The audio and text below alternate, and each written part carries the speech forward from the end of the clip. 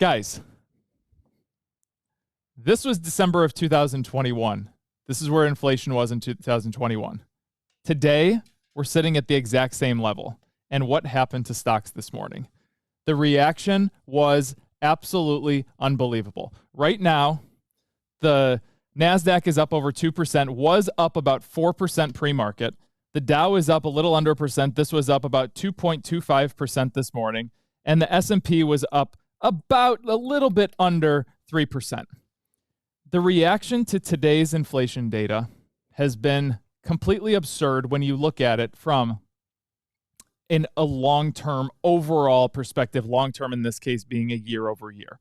Now, if you don't know what inflation is, don't worry.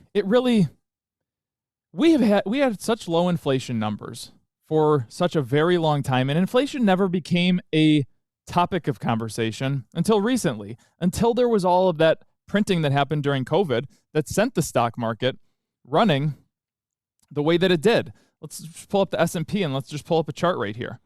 Let's do a 5-year chart.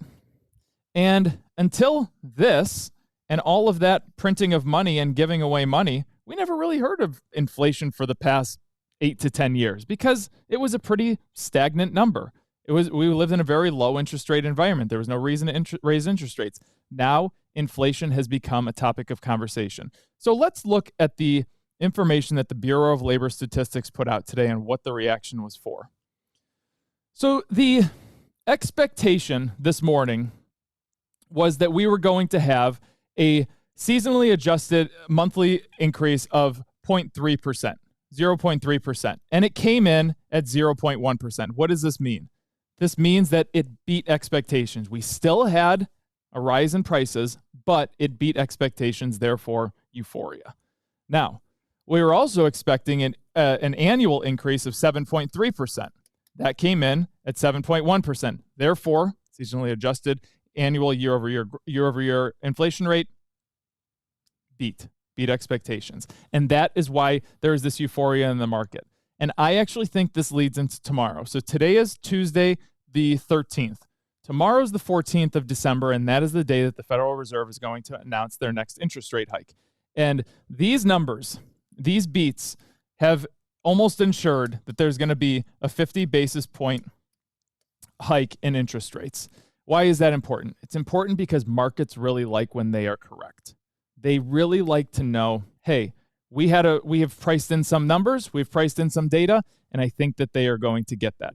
Now, don't feel overwhelmed by this. Again, truly do not feel overwhelmed by this. When we start talking about raising interest rates, if you're new to investing or you're new in this little space, we haven't talked about interest rates for a very long time. We had zero rates effectively for quite some time. We have not had inflation, again, for quite some time. So now that it's coming to the forefront, do not feel overwhelmed by it. Let's look into some real numbers. Guys, when I look into these real numbers and I talk to some of my friends, one in specific, he was going to buy a new set of golf clubs recently. Times were really good. In 2021 and even a little bit into 2022, times were really good. And it was easy for him to go out and spend $3,000 on a full golf set. Okay? Well, with inflation, this thing has gone up to about $3,400. And not only that, the golf clubs went to $3,400. But look at this. Food. Food has been increasing. It is slowly coming down, but food has been increasing.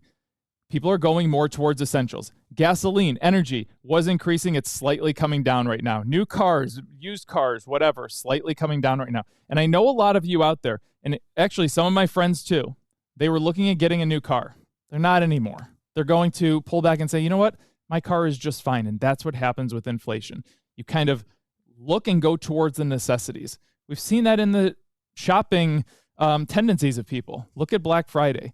There was a lot more non-discretionary items that people went for. So instead of going out and buying your electronics, your TVs, your cars, your coffee makers, whatever, no, people were looking and saying, hey, I'm going to go spend more money on food. I'm going to go spend more money on cleaning supplies. I'm going to go spend more money on things that I actually need. And that's what inflation does to you as a consumer.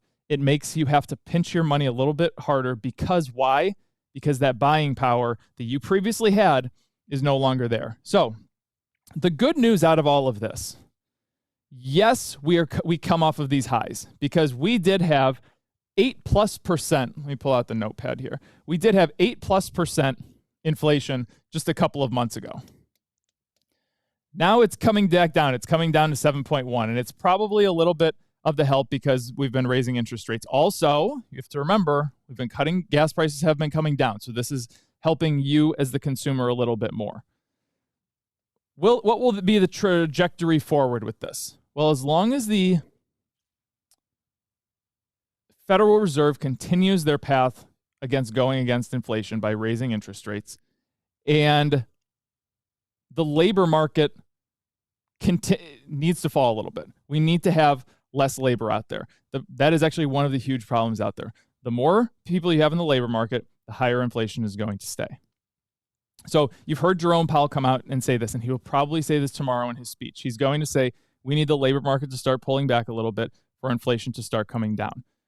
Coupled with raising interest rates, this will all be things that you will keep hearing over and over. And all it is just this little push-pull. You have 3, 4, 5 different measures, whatever, that are going to be going. And some are going to be going up and some are going to be going down. And it's this game of certain things need to go up and certain things need to go down to get the economy going back in the right direction, stock market going back in the right direction.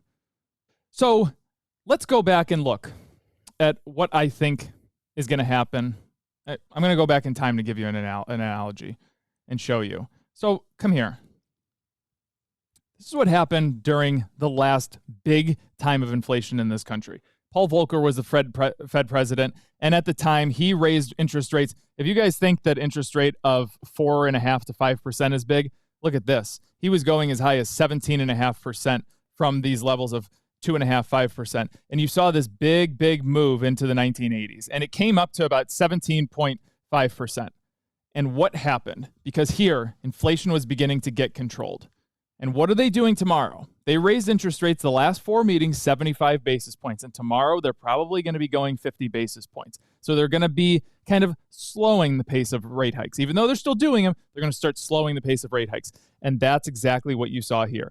You saw this big dip in interest rates, big fall in interest rates, took these interest rates under 10% at this point by the end of 1980. And then all of a sudden, you had to ramp it right back up. And why? And look, they even dropped it again and tried it a second time, had to ramp it right back up. Why? That's what you call a double dip recession. So double dip recessions happen when your inflation rate is just running off the charts.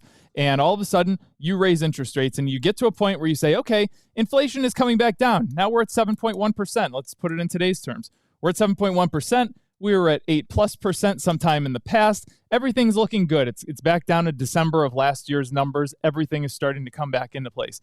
Okay, now instead of, the good news is they're not cutting interest rates. But now we're going to start slowing interest rates. We're going to go 50 basis points.